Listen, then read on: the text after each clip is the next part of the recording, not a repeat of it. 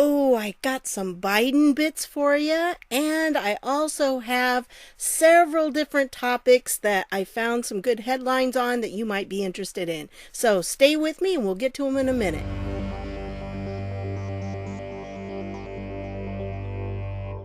Hey everybody, this is Deb with Truthification Chronicles, and here we go. Lots and lots of stuff for you tonight. Well, it'll be Monday morning when you see this, but hey, let's get going. So we start out with this tweet from Elise Stefanik. She said, "It's truly sad that the radical far left cannot see beyond their vicious hate. My husband and I went grocery shopping this morning before district events and enjoyed chatting with constituents throughout the store.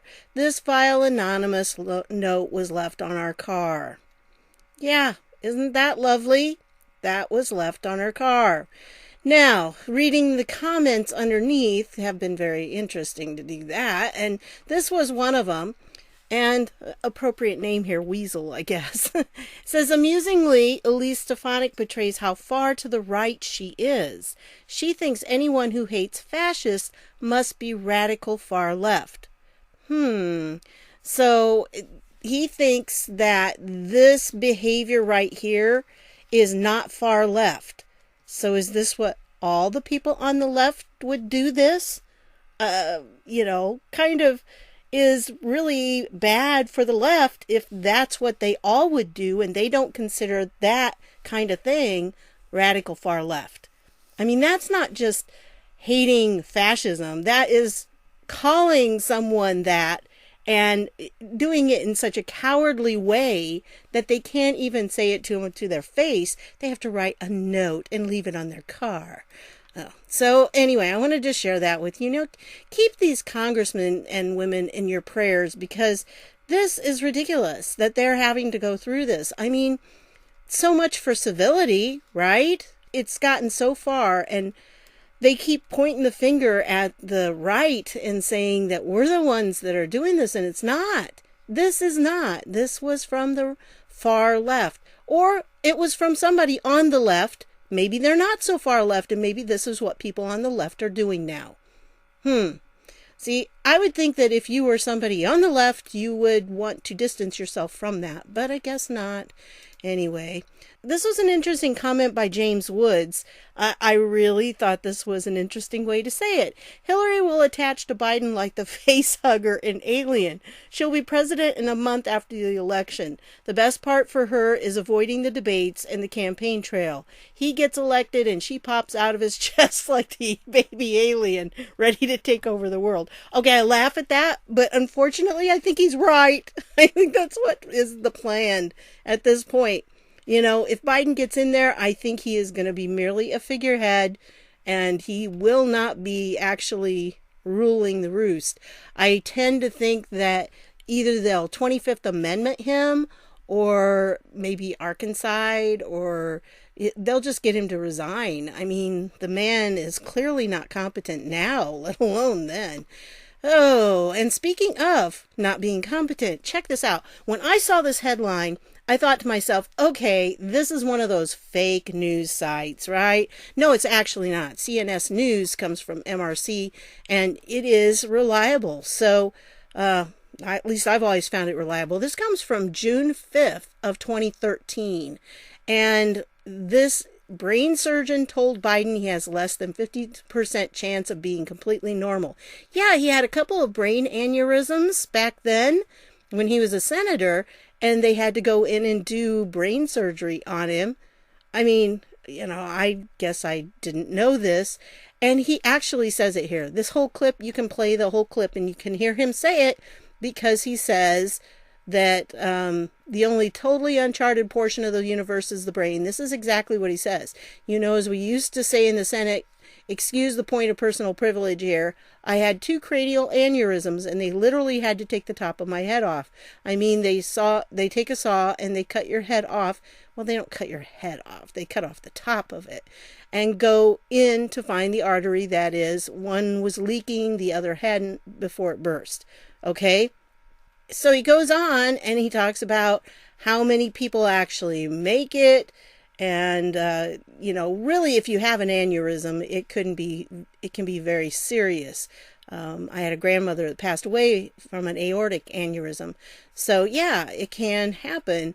And, it happens very fast when it does. And so they caught it in time, they got him in there, and they fixed it. But he did ask if he would get back to normal. And it was like, well, 50% chance. But honestly, he says it. So it's not like it's manipulated or anything. This is the actual speech, well, whatever. And he says it. So, yeah, I was a little surprised because, when was he ever normal, right? And then I wanted to show you this one because Prince Andrew has a little bit of problems because they want him to talk to the FBI and everything. And so he's hired this really good lawyer to help him out. So I'm wondering how he's feeling right now. Probably not real happy. Yep, not at all. I'll leave all of these links down below, folks. You know me. I'll make sure they're there for you. So you'll have to pop open the description underneath the video. But sometimes, like on mobile devices, it's like a little triangle. You click that and it pops it open. And on regular laptops, usually you click on the show more and it'll do that. This is something that I wanted to bring to your attention just because there are a lot of Marys in this world. And we're going through a tough fight. And sometimes there are people who kind of fall through the cracks. And I want you to be encouraged. If you are somebody who's out there fighting this battle alone, don't think that you are alone. I mean, that's part of the 17th letter of the alphabet, is that we're all in this together. Where we go one, we go all. All of us go together in this. So this is what this 101st Anon says. The MSM nearly destroyed my relationship with my family with 24/7 lies, deception, misdirection, and accusations. My family trusted CNN, but not anymore. And there are many just like me. Through libel laws, they need to be brought down once and for all. And so he posts this, which is, nice. Nice meme. Keep on with the memes, folks, because they're very important. And then Mary responded here. And like I said, there's a lot of Marys. I've lost family and friends. I've helped wake some up, but still have some shut me out. The pain of the loss is deep. I live alone, and the loneliness is hard. Here on Twitter, I pretty much go unnoticed. Sometimes I feel if you don't have 10,000 or more followers, you don't count. It's not that we don't count, those of us who are low, and I only have, 6,000 somewhere. Yeah, I have 6274. So, I would like to have more. I'd like to get over that 10,000 mark. That would be great. But that's not what really matters. We just have to keep putting this stuff out there. And they're doing a lot of censoring of us right now. It makes it difficult because you do feel like whatever you're saying, nobody reacts to it. So if you're on Twitter, when you see people like this, please give them some patriotic love and let them know that they're not alone. There are many of us who are fighting this battle, and we're getting smacked down a lot of times, but we're back in there because we know it's an important battle to fight. And, we need to hang on and to be in there with Twitter and even Facebook. I know a lot of people said, well, they've given up their Facebook. But if we're not there, then it's going to be just kind of a left-wing cesspool. And we need to really be there to keep it from turning like that. And so, anyway, I just want to remind you that we're all in this together, folks. All of us. And where our country's going, we're all going to go. So let's make sure that we're fighting to put it in the right direction. So let's go on. This one, I've actually got a thread that I posted on Facebook that I would like to do more with, and I'd like to present it in a video, but there's no documentation on it. And I know some of it comes from Wikipedia articles. One of them's from a Huffington Post article. And so I really need to go through and vet it. It's got a lot of information. It's kind of hard to read. It's not really too easy for a lot of people to understand what all they're saying. So I'm going to try to go through that, but it may take me a few days to sort it through. And I'm hoping that the guy who wrote it, that he's going to give me like the sources that he used. I asked him for it, and we'll see if he lets me know, because it has to do with voting machines, and I think it's very important for everybody to hear. And if you want to read it yourself, you can go into my Facebook page for Truthification Chronicles, and you can take the link there. It's posted. Fire destroys most voting machines in Venezuela's main elections warehouse. So this is interesting. Do we think this is a coincidence? I'm not so sure, because how do you have an election when your voting machines were destroyed? Very interesting. And we're not just talking a few. We're talking 50,000 voting machines and almost 600 computers. So, in a country the size of Venezuela, that could be pretty significant. So, I don't know.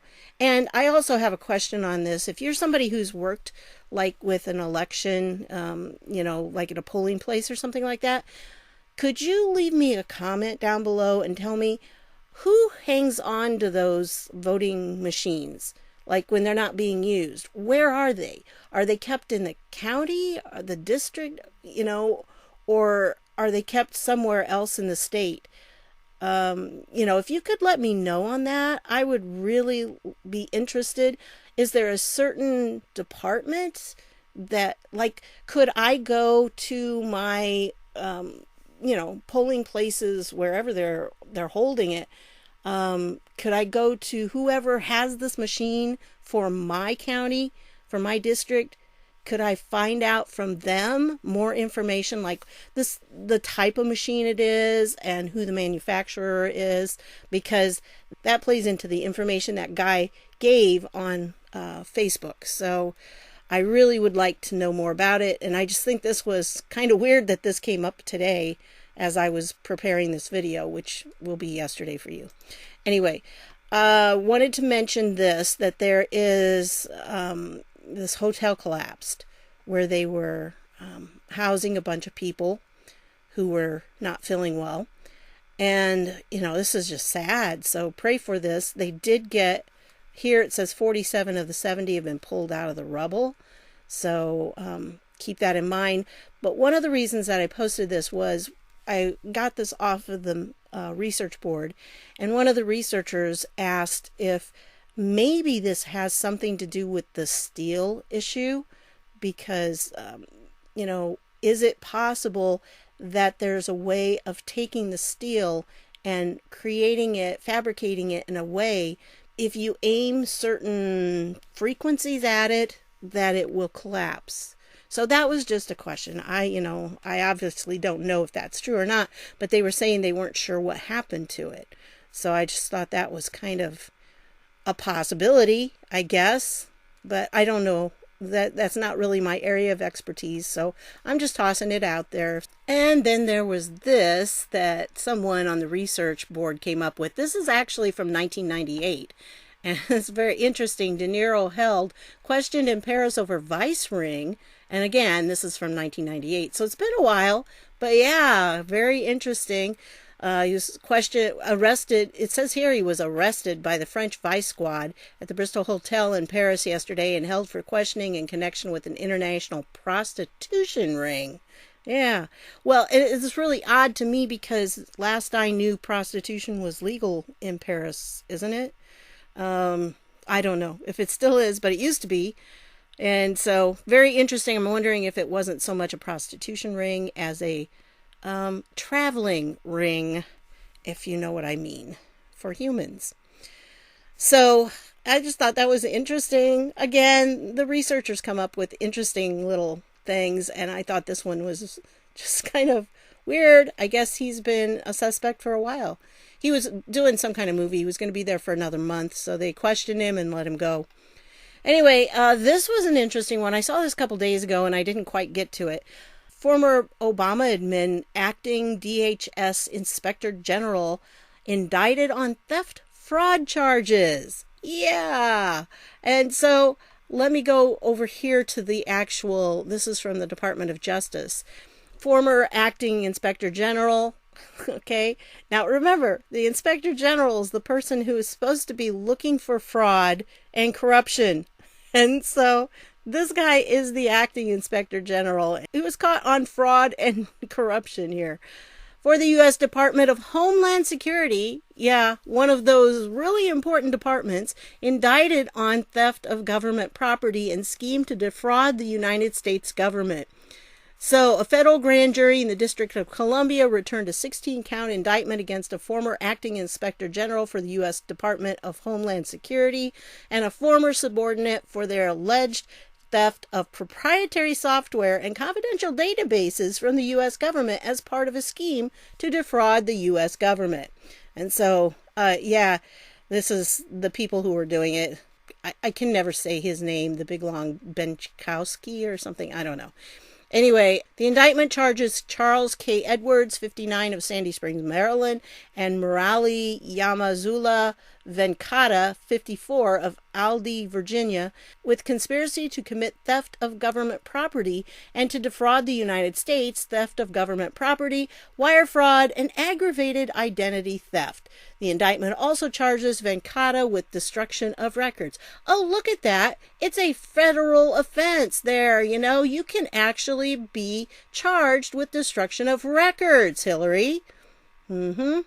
Anyway, according to the allegations in the indictment from October 2014 to April 2017, Edwards, Venkata, and others executed a scheme to defraud the U.S. government by stealing confidential and proprietary software from DHS Office of Inspector General, along with sensitive government databases containing personal identifying information of DHS and USPS, that'd be the United States Postal Service, employees, so that Edwards' company, Delta Business Solutions, could later sell an enhanced version of DHS-OIG software to the Office of Inspector General for the U.S. Department of Agriculture at a profit. Stealing from one part of our government so they can sell it to another part of our government.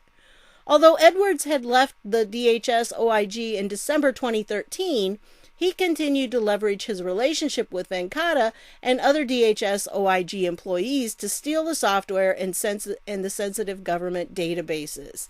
The indictment further alleges that in addition to stealing DHS-OIG's software and the sensitive government databases, Venkata and others also assisted Edwards by reconfiguring his laptop so that he could properly upload the stolen software and databases, provided troubleshooting support whenever Edwards required it, and helped him build a testing server at his residence with the stolen software and databases which contained the personal information.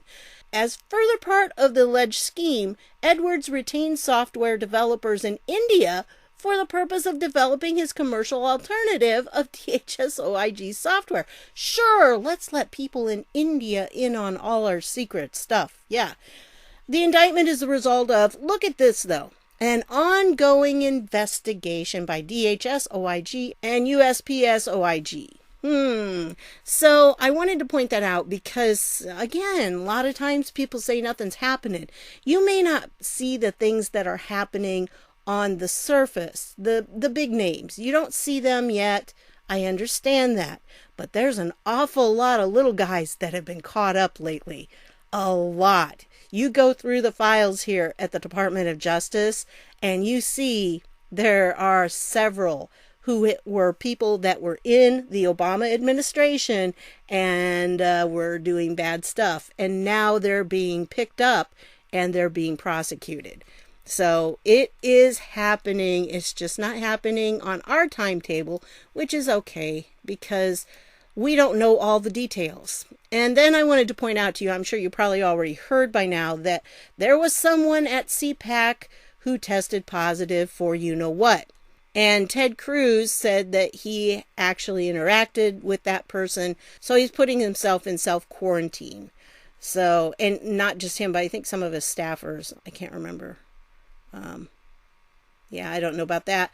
But also Paul Gosar is doing the same thing. And he's taking 3 of his senior staff as well. And they're just kind of saying, well, guys, we're going to do the right thing and we're going to quarantine ourselves until, we can get tested and we can find out for sure if we're okay, which is smart. I mean, that's the way to do it. So he says here, he's announcing it, and the office will be closed. And he said, we are all asymptomatic and feel great, but we are being proactive and cautious. Keep the person in the hospital in your prayers. We are in touch with the CDC and the White House. They are doing a great job staying on top of this. Also, keep in mind that the person was not there at the main hall when President Trump did his speech. And so they don't believe that that person had any contact with President Trump or Vice President Pence. So they hope. I hope. I'm pretty sure they'd be good on that. But pray for the president because he's still shaking hands. And you got to wonder. He's got a pretty good constitution, so it probably wouldn't take him down for too long. But still, he doesn't need that. He's got too many other things to be doing. And then this was very interesting because the Trump campaign put out an ad that they made that had Biden stumbling around. And in his stumbles, he actually said, we can only re-elect Donald Trump. And he was really stuttering around, and he did say that. But then he went on and said other stuff. And so the Biden campaign, after that came out, they decided that they were going to put some big time bucks into their ad campaigns. And here is a video. This one right here is one of the ads, and it goes through and it cuts out the part where he stumbled around and everything. So it's just very interesting. So by the rules that Twitter has been implementing, then that should be a manipulated video, right? Because he cut out a section there so it wouldn't make him look bad. And then they have this one. So they didn't label the Biden video as manipulated, but they do want to put the manipulated tag on the Trump video. I don't know. It's, again, we're seeing the same stuff. Then there's this one I thought I'd share with you with Don Jr. And what's interesting about this, and I want to point this out to you, is that when you're doing titles, and this happens like with YouTube videos, they're actually working on a thing in YouTube where we creators will be able to put up 2 different thumbnails for the same video so we can see which thumbnail does better and gets more clicks than the other one. Because you walk a fine line when you're putting up those thumbnails. You want to make it draw people in, but you don't want it to be clickbait. So you have to kind of walk that fine line. And, it's a tough thing to do. Well, that's kind of what they did here. Because if you go up here to the top, it says that the original title was Donald Trump Jr. says his dad has told him to tone down the tweets. That was the original title. Well, that wasn't salacious enough. It wasn't clickbaity enough. And so they spiced it up a little here because Donald Trump Jr. says he inherited Tourette's of the thumbs from his father. Sounds so much more. You want to find out what this article is about. And essentially he just says, he's had a couple of phone calls from his dad. And he says, I've gotten that phone call before. Trump Jr. responded. It's like, picking up the phone. This is the White House operator. I'm like, oh boy, what did I do now? So, and his dad says you're getting a little too aggressive. Oh, it's like, what would you do if you're Don Jr. and President Trump says you're getting a little too aggressive? It's like, whoa. Oh, okay. So anyway, I thought that was kind of amusing. Yeah. So then I wanted to point this out. This is the last one for you on this one. But I just wanted to remind you of something. This is from March 8th of 2019. So a year ago. Well, a year ago when I'm recording this. And this is from the actual, see, it's a blue check. So this is the real John Huber there. And it says, U.S. attorneys thoroughly enjoyed our time with AG Barr this week. He is a solid, proven leader with a clear vision for the DOJ.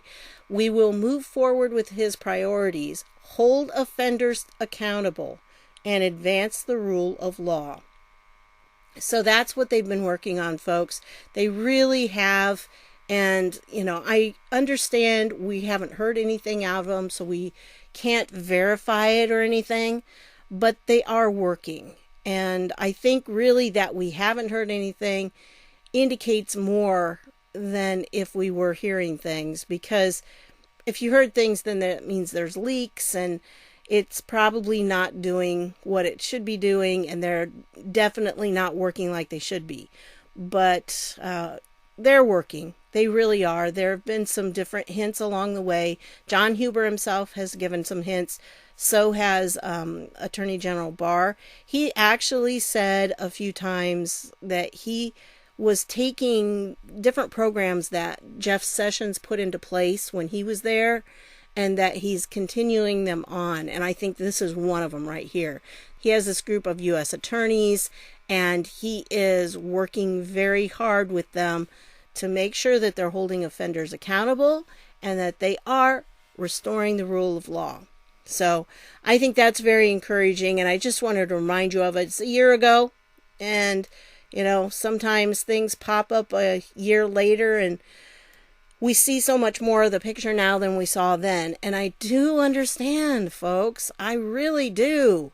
But I also know what I've seen so far, and I know that things are progressing. I guess maybe I have kind of an ability to see the picture starting to be filled in. And maybe a lot of people don't see it that way, but I see pieces of the puzzle falling into place like daily. And I think we're getting so much closer to having that puzzle completed. So it's happening. It's just not happening in the same time frame that you and I want to happen. And that's okay, because, again, we don't see the whole picture. We don't know everything that's going on behind the scenes, because sometimes things pop up and you go, oh, I didn't know that was going on behind the scenes. Oh, that's going on. There's also a lot going on because of people like me, or the different meme artists that are out there, because there are several of them. And the memes, I know it sounds silly, folks, but they play such an important role because they're a way of getting around the censorship sometimes.